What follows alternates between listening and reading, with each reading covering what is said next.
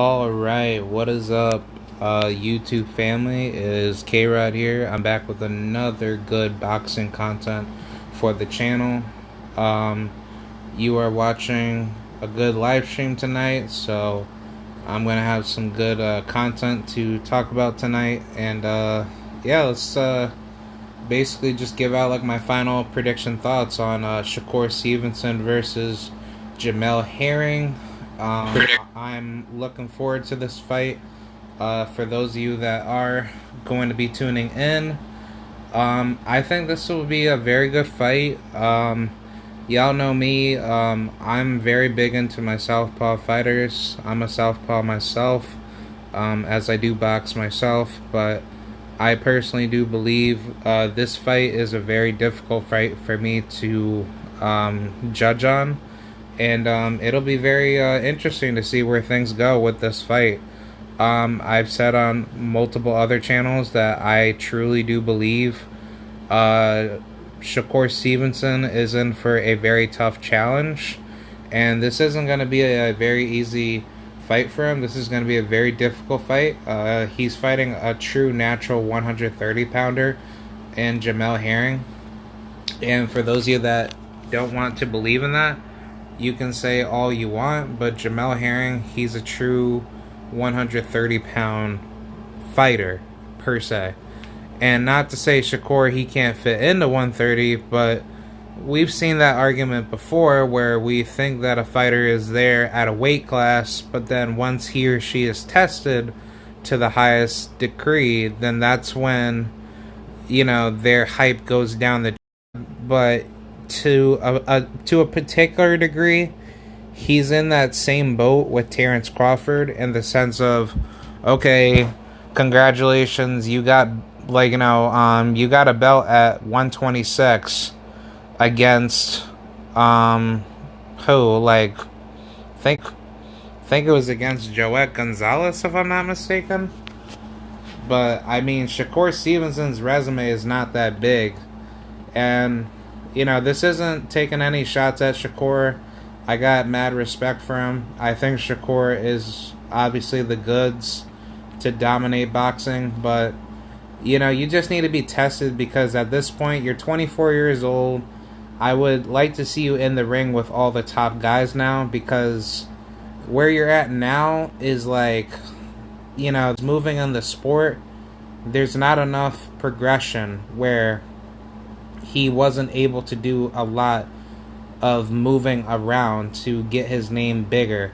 But here we go. Shakur Stevenson, he won his first belt against Joet Gonzalez. Yep, I was right. Back in 2019. So, I mean, not bad per se. It's just that Shakur, he hasn't fought anybody good yet.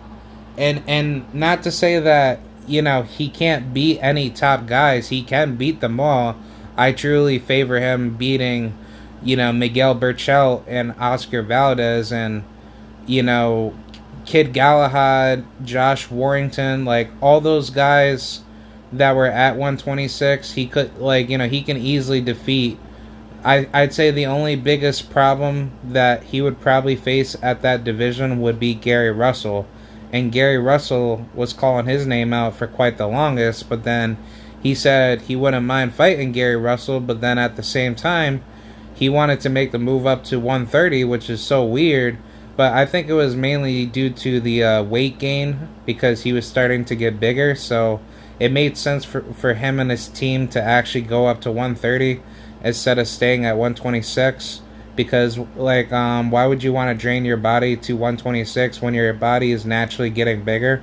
And I don't even think Shakur Stevenson is, you know, built for 130. I personally think he could do better at lightweight. I think Shakur Stevenson, like, can easily dominate at multiple divisions. But the problem with Shakur is just, like, at what point do we see this happen? At what point do we see Shakur fighting the Devin Haney's of the world, fighting Gervonta Tank Davis fighters of the world? Like, I mean, like, I understand 130 is a very wide open division for Shakur to take over, because after this fight, this is going to be the matchup to be the winner for Oscar Valdez. So whoever wins this fight, Oscar Valdez, he said he's basically winning, or he's waiting for the winner of that fight. And then for those of you that don't know, Shafkat Rakimov, he'll be fighting I think Iwasa. No. I forgot his fucking name. Oh, Kenichi Ogawa. Yeah, he'll be fighting Kenichi Ogawa for the IBF world title. So whoever's gonna get those belts or get that belt, I guess Shakur or Oscar Valdez, whoever wins out of this unification mix up, they're gonna be waiting for the winner of whoever's gonna win the IBF or whoever has a WBA, because I believe who has the WBA is I don't think it's Chris Colbert. No, he has the interim, which I don't think that exists no more, because now he's just a mandatory. If the WBA is just gonna go back to being one champion, as it should be, one face, one name. But man, fuck, I don't know who's the WBA super champion though. I don't think the WBA is actually there. I don't think anybody is actually there, because now that we think about it, Gervonta, he just vacated it, so it's like, he's not, like, he's obviously not going to, he's not going to be defending the belt no more. So the WBA is completely wide open. Wow. Because I'm pretty sure that is how it is right now, and there's nobody there. Yeah, because that's totally impossible that nobody's not going for the WBA unless it's going to be Chris Colbert. Yeah, I know Roger Gutierrez, he's like the WBA regular. So shouldn't he be elevated to super if he's going to unify? Yeah, that doesn't make any sense. Yeah, so at fucking 130, at 130 super featherweight, yeah, Roger Gutierrez. Wow. So there's like nobody there. It's just Roger Gutierrez. So I guess Roger Gutierrez will be the next opponent to go for the WBA belt, because I guess that's how it's gonna have to be at this point. Because I mean, if they're gonna have like a super champion, it's gonna be a champion that's a unified champion. So I don't get that shit, man. That's very weird. Yeah, Miradejan Akhmadaliev, yep, MJ.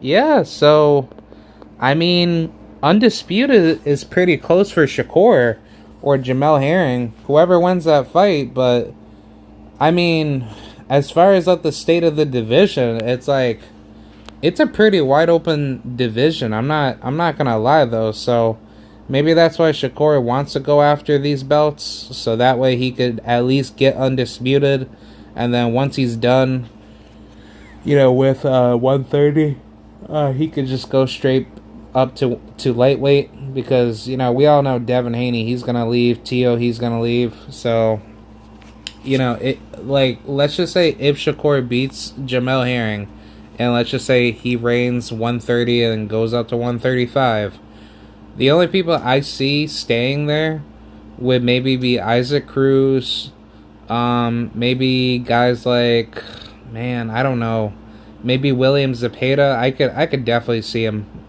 see him staying. Michel Rivera, I don't know, that will be pretty tricky to see, if he's gonna be there. Maybe Oscar Duarte. Well, no, he ain't that good of a fighter, I'm not gonna lie. Andres Cortez, yeah, I think he's gonna still be there. Maybe Ladarius Miller. Nah, he'll probably move up by that time. I mean, there's really nobody there that I could really think of, because if Shakur is still successful in what he plans to do, which I'm gonna get to this prediction video, I don't know. I just think where this division's at, lightweight is pretty wide open. There's nobody here that I see that's gonna be a problem for the rest of the division. Because Hector Tanajara, he ain't really doing anything with his career. It's kind of sad because it's just like, okay, you got knocked out by some good kid that nobody don't know, but now it's like, what are you gonna do now? It's just like, you should be back inside the ring. You took literally 6 months off, or no, he literally took a year and a half. This motherfucker took a year and a half. And I fuck with Hector. Excuse my French, but I think Hector Tanajara is a damn good fighter. But it's just the style that he's not prepared for, which is a guy that gives him pressure and someone that basically walks him down.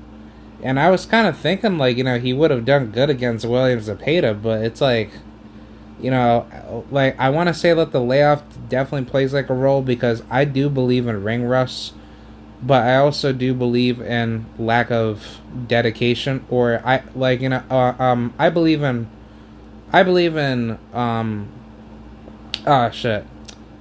hard work, and I believe in talent, and I believe in dedication and I guess consistency. And if you don't bring that dedication and consistency to your hard-working cradle of ethics, then that's when your skills don't pay the bills on time because you're not, sharpening your tools. And that's basically what I'm trying to say. If you don't sharpen your iron enough, somebody with a much more deadlier blade is going to slice you and piece you up. And I mean, does that mean Hector's career is over? No, I wouldn't say that. I would say, he is definitely a very fresh kid, and I think he has everything in the toolbox to, rise to the occasion and do what he has to do. But I would say if he doesn't do what he has to do to make the proper adjustments and rise back up to the occasion like all great athletes should do, then I think he's just gonna continue to fail, and he's not gonna go back to what he used to be. But then on top of that, his opponents weren't really that good of fighters, so it's like, I can see why Williams Zepeda stopped him, because you've been comfortable fighting guys that that aren't really that good at the highest level, and then you take a year and a half off to get your butt whooped by some unknown Mexican kid that shouldn't have stopped you, because technically he should have been he should have either been outboxed or he could have had the opportunity to stop this guy. And I mean, this guy's record's not even that good either, because he's fighting guys mainly within his country, but it's like, these are guys that we don't know. Obviously he's stopping them because he's probably facing low tier level competition, where if we just go back to this last fighter's fights, I guarantee you most of these fights that he had were against guys with, fighters that have winning to losing records, but the win-loss ratio is way lower for wins and much higher for losses. So of course you're fighting guys that that you could beat, but you're not fighting anybody spectacular. You're not fighting nobody to a higher degree. So I mean, that's pretty much what I have to say on that part. But let's talk about Shakur Stevenson and Jamel Herring. This will be my final fight prediction for this fight. I personally think Shakur Stevenson is going to be in for a very, very difficult fight. I think Jamel Herring, he has nothing to lose. He has a lot to gain in this fight. And I think what he's been doing for his career has been absolutely phenomenal. Minus the Jonathan Okendo fight, which I'm not going to get into this discussion. But he obviously redeemed himself. He definitely showed why he is, the number one top guy, or if not one of the best fighters in the division. So as far as his progression, he has done absolutely phenomenal. He has successfully defended his title 3 times, heading into his 4th against Shakur Stevenson. This is a very difficult fight for me to judge, because I'm not the one to really say Shakur Stevenson can't beat all the top guys, but the problem is I haven't seen him in there with a top guy, because the top guys that we want him in there with, they're not there because either one, part of it is they avoided him, and two, he's not taking risk against top tier level competition. Because if we really think about it, if he really wanted to, shock the world, I think it would have been better for Shakur to start at 130 instead of 126. But I understand why he did want it to go at 126, because, he probably thought 126 would be like the more comfortable weight, and he's, been phenomenal at that weight. But the issue is just like the level of competition that Top Rank has fed him did not prepare him for the higher level opposition.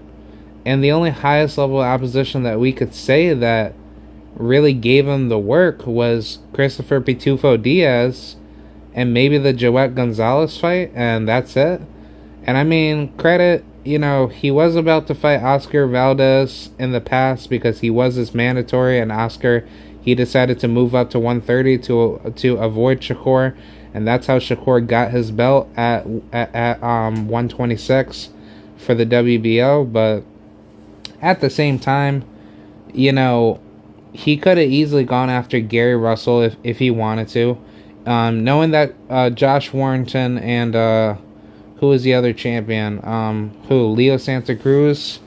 Which I'm pretty sure Leo Santa Cruz, he definitely would have taken on the challenge. It's not like he was ever avoiding smoke away from Shakur.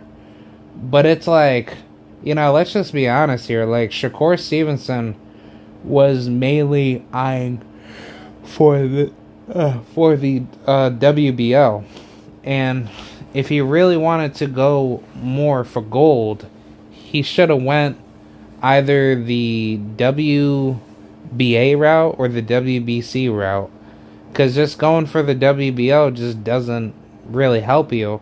But I understand why he was given that opportunity, because he's he's like the poster boy for Top Rank. He's not able to really get these title shots I guess the right correct way, where he has to beat top level contenders, and he's able to get up there.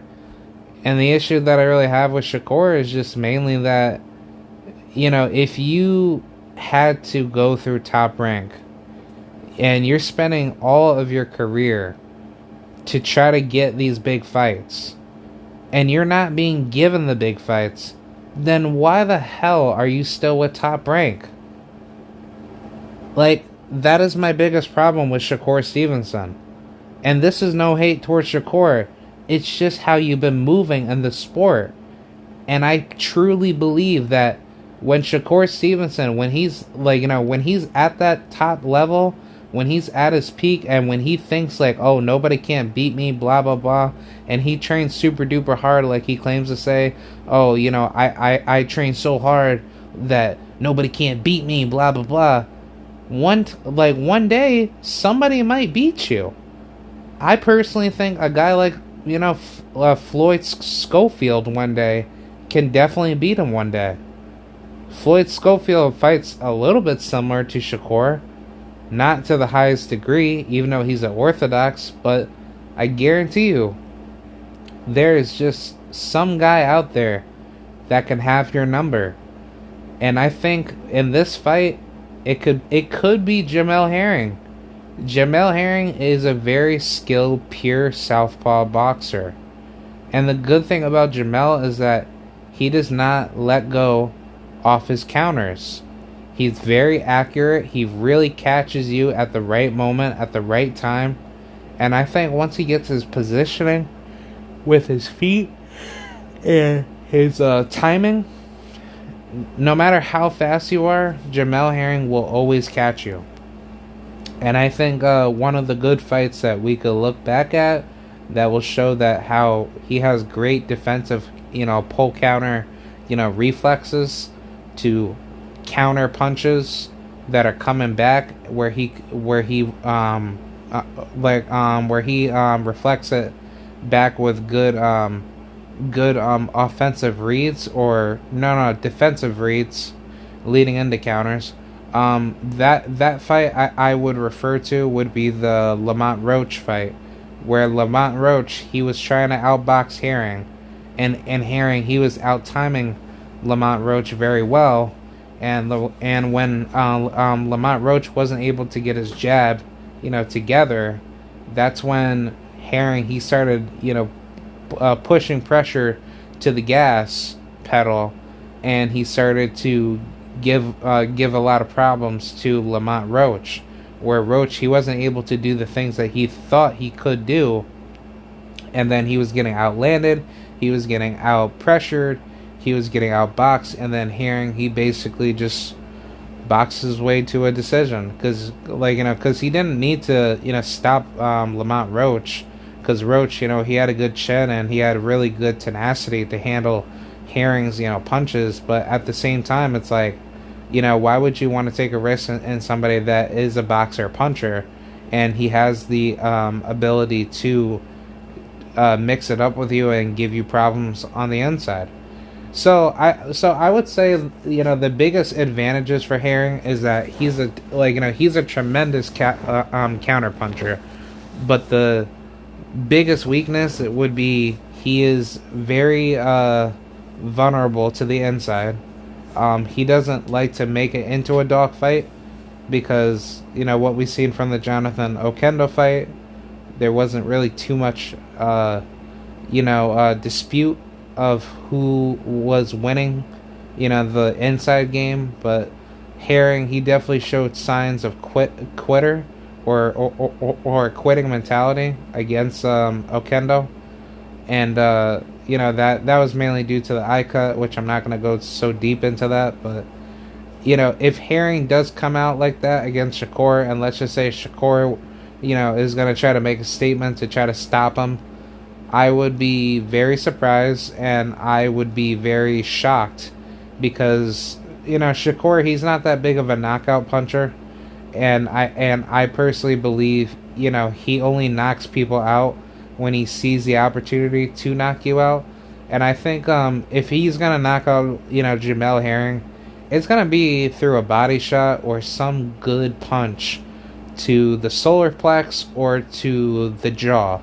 And I think Jamel Herring, he's not a sucker to get hit like that. I mean, if he can't respect your power, then of course Jamel, he's gonna dog walk you, but he's gonna be defensive going in.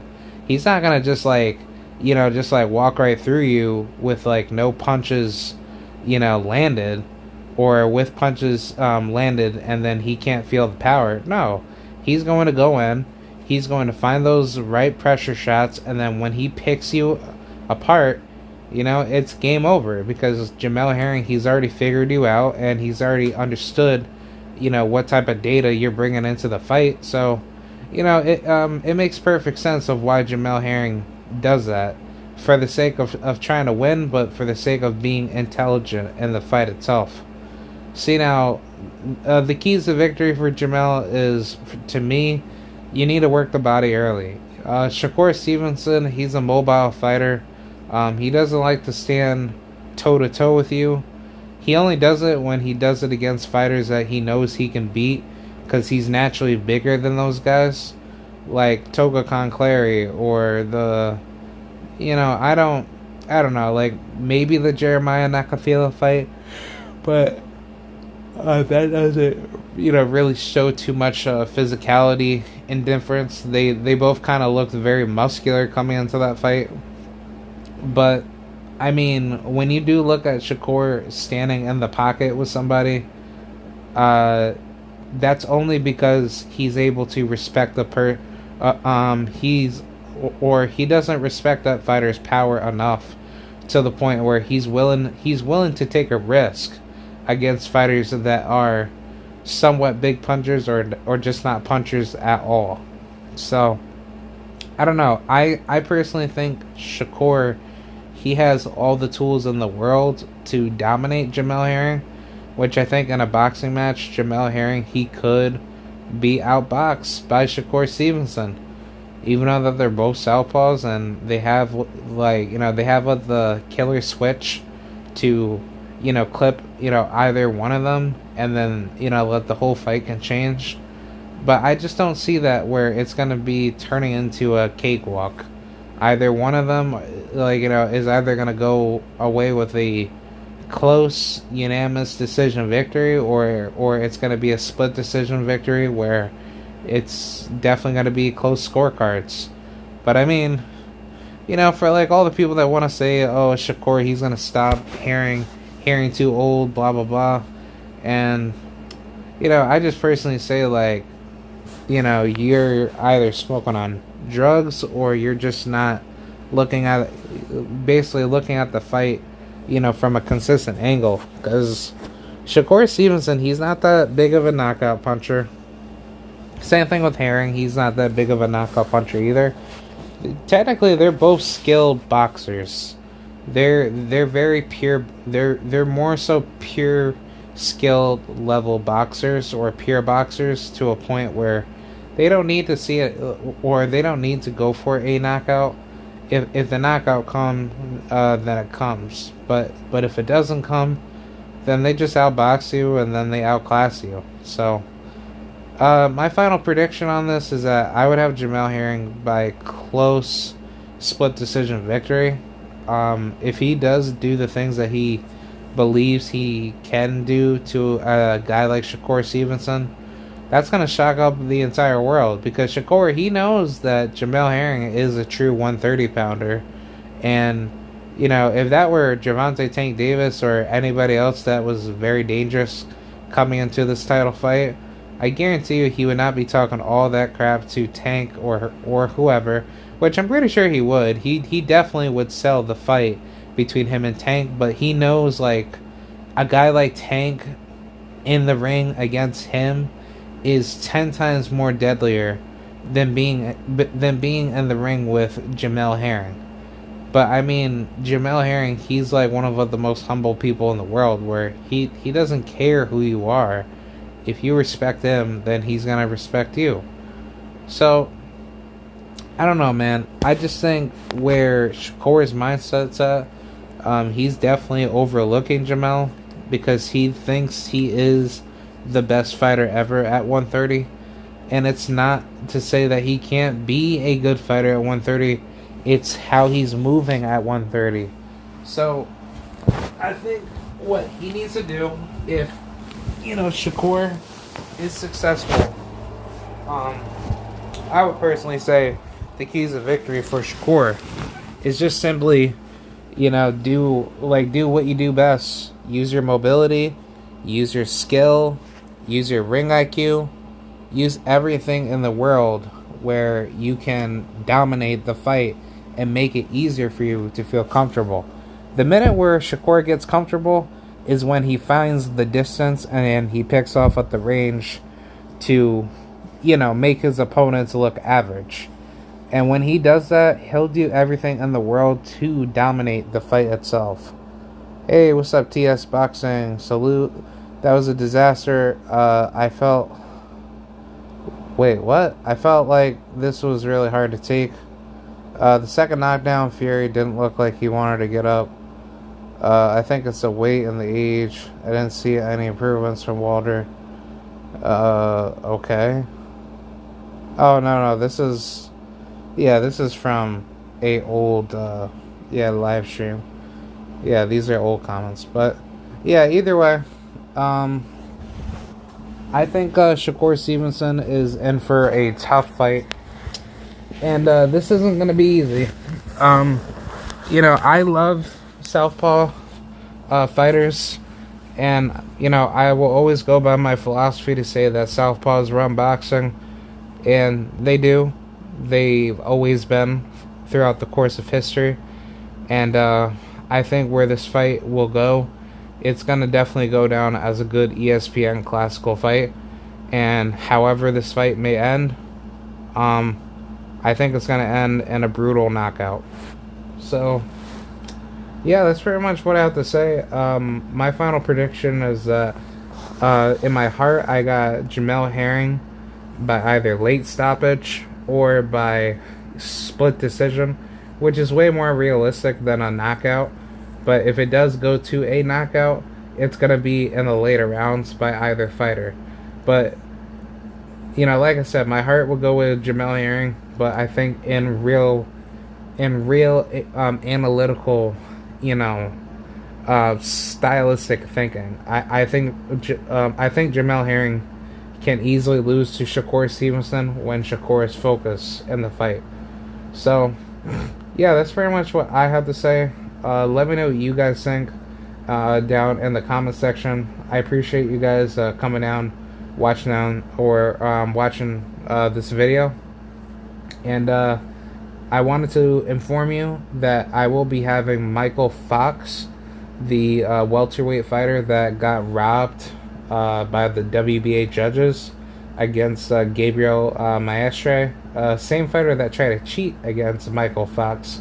So I will be seeing him tomorrow at 12 p.m. Eastern Standard New York time at Albany, New York.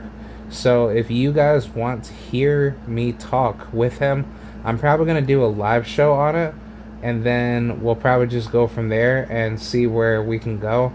If I'm not able to get a live show going, I don't know. I really would like to, because it would make it so much easier for me to do the things that I want to do. But I guess we'll find out tomorrow, and I'm definitely going to record it, so that way I could have the live stream going, and then I could also record it as well. So I don't know. I'll definitely play that out tomorrow. That's going to happen at 12 p.m. And then I'm going to also have Mr. Nestor Bravo on tomorrow, that same day as well, for Saturday. So yeah, just be on the lookout for that. I will keep you guys updated on those two fighters. For those of you that don't know, Nestor Bravo is a Puerto Rican lightweight, up and coming, you know, contender, I would say at this point. He's obviously fighting out of the PBC stable with Al Heyman and them. But oh man, I'm sorry. But yeah, Nestor, you know, he's definitely been working hard in the gym. He hasn't had a fight since 2020 of last year. It'll definitely be close to 2 years since he's been in the ring.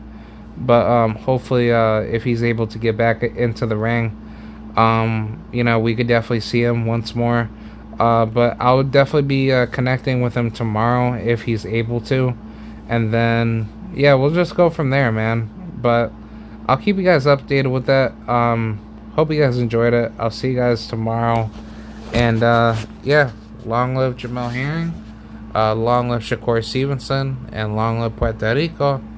Todos los días. Taino por siempre. Alright, thank you. I'll see you guys later. Have a good night. And or day. Bye.